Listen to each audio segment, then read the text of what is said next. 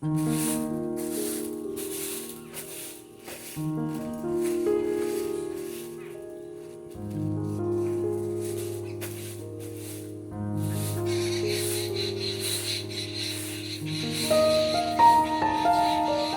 কিছু কিছু মানুষ থাকে যাদের কাছে আপনি সারা জীবনে অপছন্দের পাত্রী।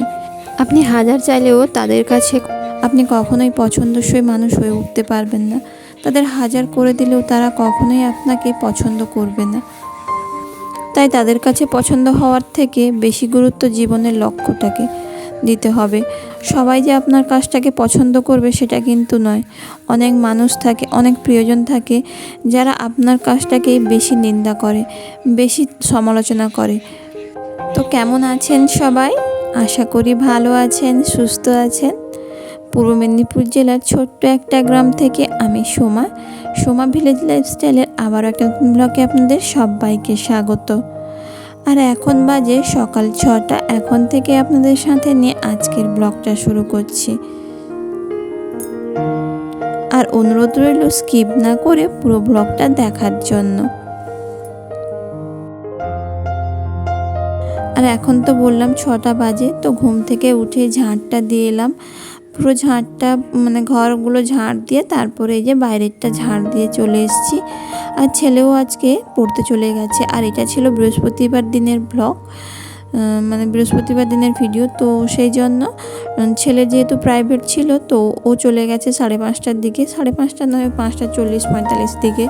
কারণ আমার একটু উঠতে দেরি হয়ে গেছে। তো আমার উঠতে দেরি হওয়া মানে ছেলেটারও উঠতে দেরি হয়ে যাওয়া, তো একটু লেট হয়ে গেছে। তো সে চলে গেছে টিউশনে, তাকে টিউশন বের করে দিয়ে তারপর আমি এই যে ঘরটা ঝাড় দিলাম। ঘরটা ঝাড় দিয়ে বাইরেরটা ঝাড় দিয়ে এই যে চলে এসেছি বিছানা তুলবো বলে। বিছানাটা তুলে নিয়ে আর রুটিটা করা হয়ে গেছে। রুটিটা করে তারপর বিছানাটা তুলতে এসেছি। তো রুটি করে জলখাবার রেডি করে নিয়ে তারপরে বিছানা তুলতে এসেছি। জলখাবার বলতে শুধু রুটি হয়েছে আর মিষ্টি আছে, তো মতিচুরের লাড্ডু আছে, ওটা দিয়েই মা বললো রুটি খেয়ে নেবে, আর কিছু করতে না। তো আমিও আর কিছু করিনি, শুধু রুটিটা করে রেখে দিয়েই চলে এসেছি। আর তারপর এই যে চলে এসেছি, বিছানাটা গুছিয়ে দিলাম। এসে ঘরের মধ্যে বিছানাটা গোছাচ্ছিলাম, তো আমার শাশুড়ি মা এলেন। তো অনেকেই আমার ভিডিওতে আমার শাশুড়ি মাকে দেখতে পান না, শাশুড়ি বা শ্বশুরকে দেখায় না। কারণটা বলেছিলাম, তো আজকে বলেই দিই না, ওরা জানেও না ঠিক মতো যে আমি ভিডিও করি, বা ওরা ওটা পছন্দও করে না। যদিও জানে, কিন্তু ওরা পছন্দ করে না ভিডিও করাটাকে। সেই জন্যই আমি ওনাদেরকে খুব একটা ভিডিওতে আনিও না, আর তাই আপনারা দেখতে পান না। আরও একটা কারণ হচ্ছে যে ওনারা বাড়িতে থাকেও কম, সকালে ওই ঘন্টা দেড়েক, আর তারপর দুপুরেও আসে, ওই খাওয়া দাওয়া করে ঘুমিয়ে পড়ে, তারপর বিকেলেও থাকে না, আবার সেই রাত্রে দোকান থেকে এসে খাওয়া দাওয়া করে ঘুমিয়ে পড়ে।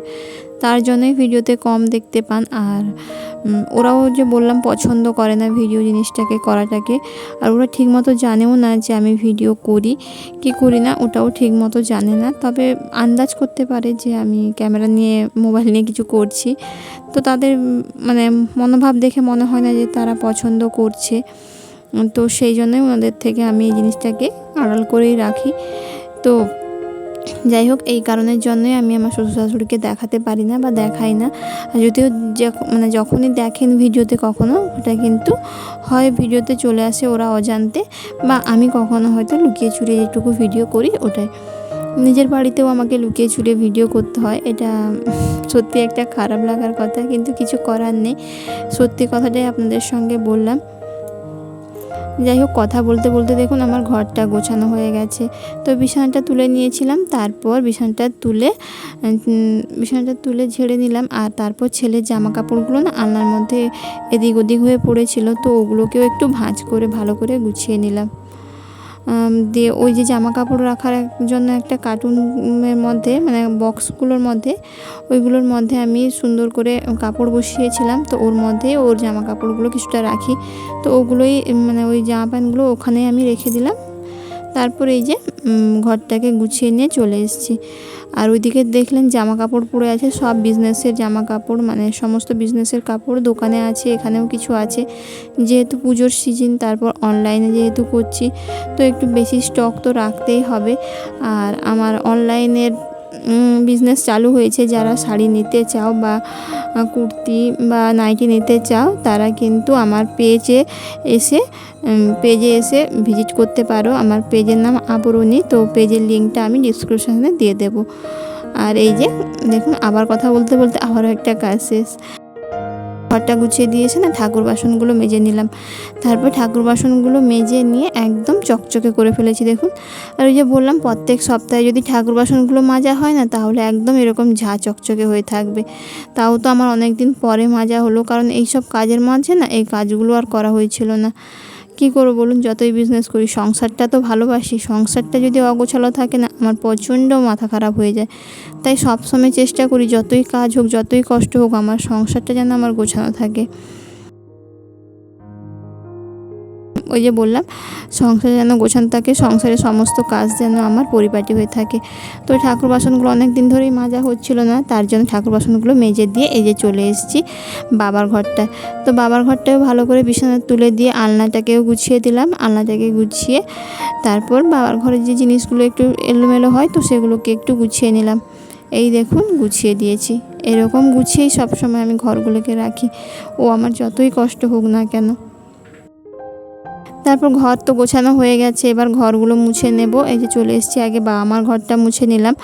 বাবা মার ঘরটা মুছে নিয়ে তারপর আমি যাব বাকি ঘরগুলো মুছবো। আর নিচে তো দুটোই ঘর, একটা বাবা মার ঘর একটা আমাদের ঘর। আর সামনে একটু বারান্দা, ব্যাস ওইটুকুই তো মুছতে হয়।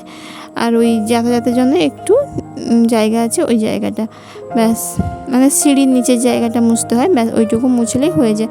খুব বেশিক্ষণ টাইম লাগে না, মিনিট 5 হলেই আমার পুরো ঘরটা মোছা হয়ে যায়। 5 মিনিট কি খুব জোর হলে 10 মিনিট, এর বেশি টাইম তো অন্তত লাগেই না। যাই হোক ঘরটা মুছে নিলাম। আর আমি সব সময় কিন্তু ঘর বসেই মুছি, স্ট্যান্ডে এখনও ঘর মুছা আরম্ভ করিনি, মানে আজ অনেক দিন হয়ে গেল, কিন্তু স্ট্যান্ডে আমি ঘর মুছি না। আমার যেন বসে ঘর মুছলে না মনে হয় অনেক তাড়াতাড়ি হয়ে যায়, তো সেই জন্য না আমি ঘরটা বসেই মুছি। আর কথা বলতে বলতে দেখুন ঘরটাও মোছা আমার কমপ্লিট হয়ে গেল। তো ঘরটা মুছে নিয়ে চললাম, এবার স্নান করে আসবো। এই যে স্নান করে চলে এসেছি। আর স্নান করে নিয়েছি, আর স্নান করে এসেই না পুজো দিয়ে দিয়েছিলাম। তো পুজো দিয়ে তারপর রান্নাবান্না করতে চললাম, আর ওগুলোর ভিডিও দিইনি। তো এই যে রান্নাবান্না করতে চলে গেলাম, আর তাড়াতাড়ি রান্না বসিয়ে দেবো। আর এখন ওই 9টা মতো বাজে, তো রান্নাবান্না শেষ করলে ছেলে খেয়ে যাবে, তো সেই জন্য তাড়াতাড়ি রান্নাটা করে ফেলবো। আর হাঁড়িতে না ছাইটা ঘষিয়ে নিয়ে এসেছিলাম, তো সেটা শুকনো হয়ে গেছে, বসিয়ে দিয়েছি। আর তারপর জলও দিয়ে দিলাম হাঁড়িতে। আর এই যে উনুনটা ধরাতে চলে এসেছি। আর দেখুন এই একটা কাগজ দিয়ে কিন্তু উনুনটাকে সুন্দর করে ধরিয়ে নেব। আর এখন তো বৃষ্টিকাল, তার জন্য না কাঠ পাতা সবই ভেজা ভেজা, ওই জন্য উনুন না মানে হুট করে ধরতে চায় না। আর এটা যদি মানে শীতকাল আর গ্রীষ্মকালে জ্বালনগুলো বেশ শুকনো শুকনো থাকে, বিশেষ করে শীতকালে যতই মানে ভেজা থাক না কেন ও রেখে দিলে কিন্তু শুকিয়ে যায়, কিন্তু এখন জ্বালনগুলো যতই শুকিয়ে রাখি না কেন ও কেমন ভেজা ভেজা হয়ে যায়, বড্ড বিরক্তকর। আর এই যে রান্না বসিয়ে দিয়েছি। আর আজকে তো বৃহস্পতিবার, আমার নিরামিষ, ওদের মাছ আছে, তো মাছের টক করলাম, ওই পমফ্রেট মাছের টক করলাম, আর পমফ্রেট মাছের ঝাল করলাম। আর একটু ওই মানে আমাদের বাড়িতে তো উচ্ছেটা প্রত্যেক দিন রান্না হয়, তো উচ্ছে ভাজা করলাম।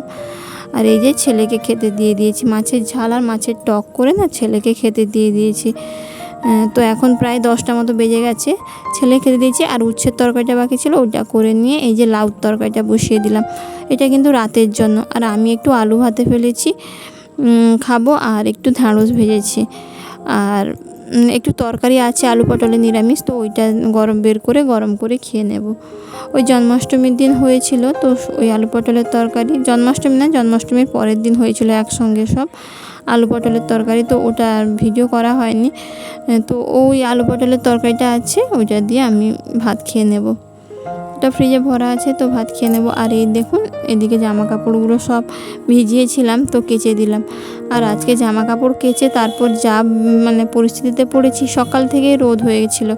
আর আমি জামা কাপড় কেচে দেওয়ার কিছুক্ষণ পরেই না মানে কি বলবো, ওই খুব জোর হলে 10 থেকে 15 মিনিট মধ্যেই না মেঘ চলে এসছে। এখন দেখুন যখন জামা কাপড় শুকাচ্ছিলাম কত রোদ হয়েছে, আর শুকিয়ে দিয়ে মিনিট 15 এসছি, তারপর জোর মুষলধারায় বৃষ্টি এলো।